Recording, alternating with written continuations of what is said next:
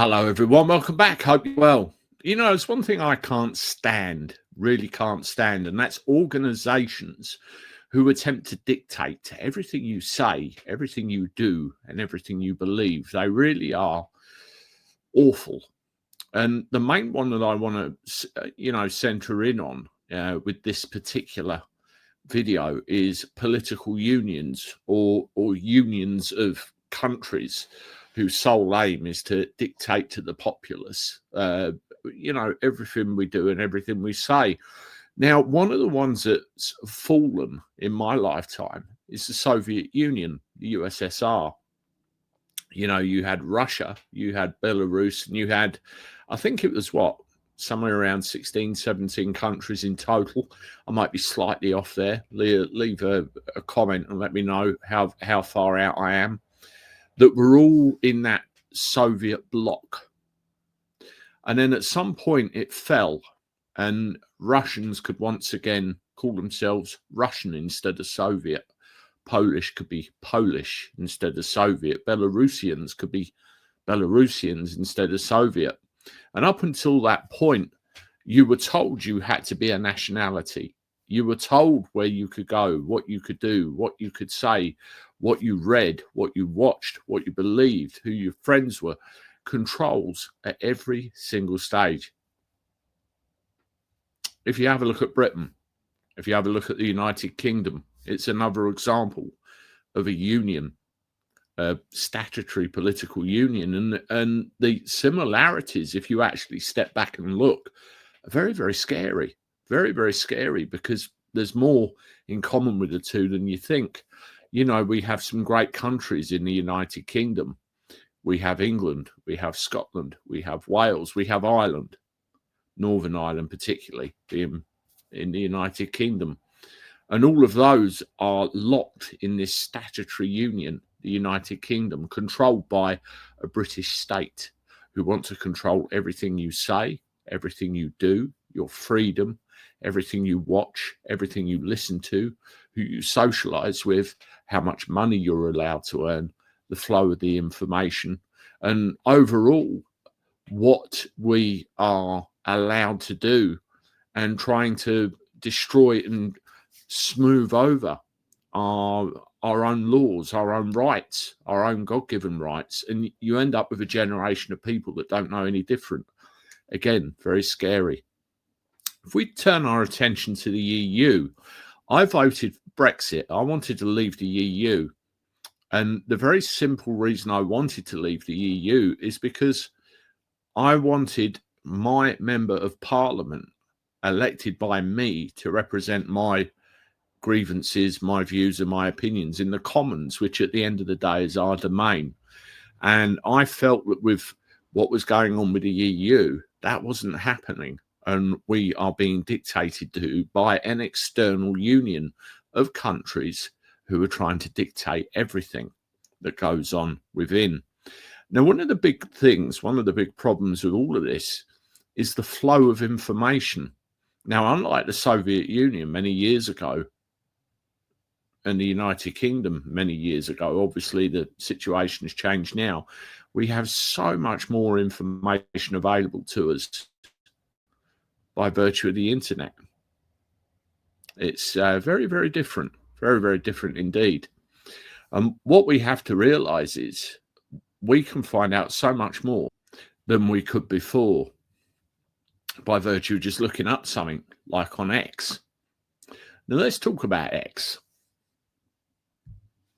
If you have a look at this, I'll make the screen bigger. This is all of the latest news about X, and you can see that the European Union has fined X millions of euros. It's 120 million euros in total. And there's various things there about the fine, Elon Musk's opinions of it, and he's literally gone bananas, saying that they can't serve any adverts on X. The European Union should be abolished. I happen to agree with that sentiment entirely. I think the countries within Europe should be, responsible for themselves, independent. The biggest thing is self-determination. That is key.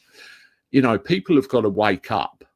I mean, all these unelected bureaucrats in Brussels, it's a bit of a bombshell, isn't it? 120 million euros. And X really, and I suppose other platforms like Rumble, they're some of the last places where you can actually speak freely.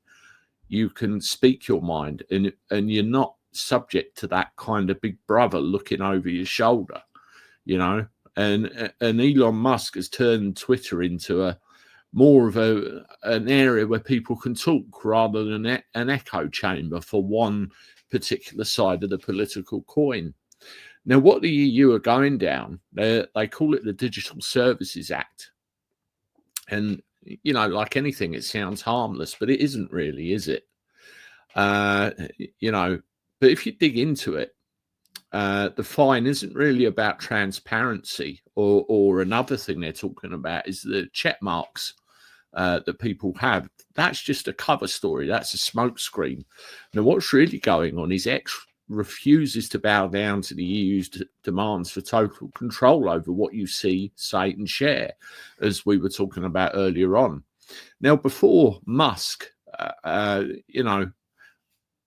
blue check marks meant verification of establishment, journalists, celebrities, politicians. They got them, automatically. Hey, look, trust me. But what Musk actually did was turn the whole thing on its head and said, if you want a check mark, you've got to pay for it. And then, suddenly ordinary people, it's like me. I have a presence online, but I probably wouldn't get a check mark under the old system. So just pay for it. It doesn't bother me either way, but it seems to be a big thing. But, the EU is complaining of that freedom of blue check mark, that anybody can get anything.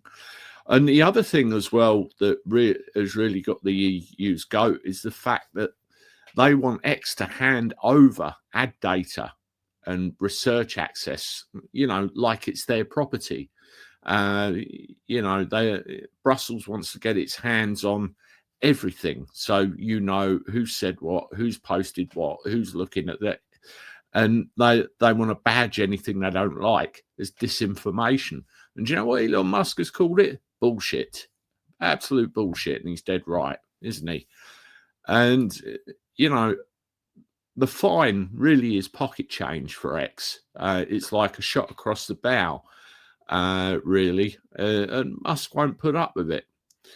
And what you have to realize is the EU isn't protecting democracy. They're terrified of it because people will freely debate everything that's going on online in spaces like X.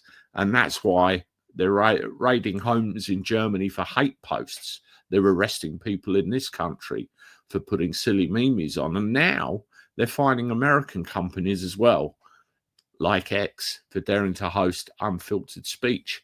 It is literally, well and truly, overreach by a union that really is scared of the people waking up and finding out more of what's going on, but they don't want them to. That is what it's all about, folks.